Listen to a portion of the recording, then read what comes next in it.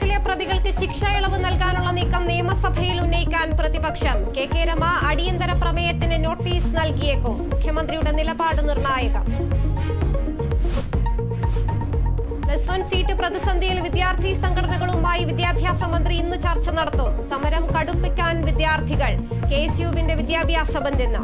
നിയമസഭയിലേക്ക് മാർച്ചുമായി youth league.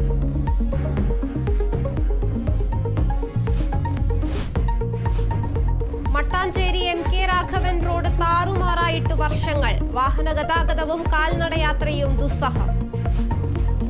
ഒന്ന് അങ്ങോട്ടോ ഒന്ന് ഇങ്ങോട്ടോ മാറിയ നമ്മളും എഞ്ചിനും തവിട് പൊടി.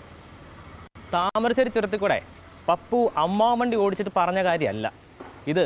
കൊച്ചിയിലെ ചില റോഡുകളുടെ അവസ്ഥയാണ്. കേരള വിഷൻ ന്യൂസ് പരമ്പര തുടരുന്നു. നവ കുഴിയടയ്ക്കാം.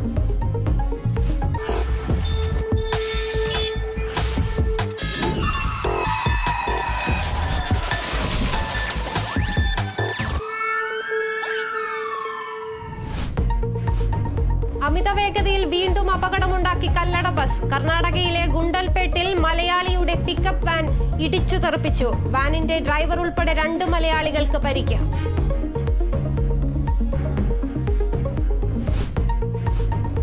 ലോക്സഭാംഗങ്ങളുടെ സത്യപ്രതിജ്ഞാ ചടങ്ങ് തുടരുന്നു. രാഹുൽ ഗാന്ധിയും അഖിലേഷ് യാദവും സത്യപ്രതിജ്ഞ ചെയ്യും. സ്പീക്കർ തെരഞ്ഞെടുപ്പിന് മുന്നോടിയായി BJPയുടെ ഉന്നതതല യോഗം. കോപ്പ അമേരിക്ക ഫുട്ബോളിൽ ബ്രസീലിന് നിരാശ. സമനിലയിൽ തളച്ച് കോസ്റ്ററിക്ക. T20 ലോകകപ്പിൽ ഓസ്ട്രേലിയയെ തകർത്ത് ഇന്ത്യ സെമിയിൽ. വിജയത്തിലെത്തിച്ചത് രോഹിത് ശർമ്മയുടെ ബാറ്റിംഗ്.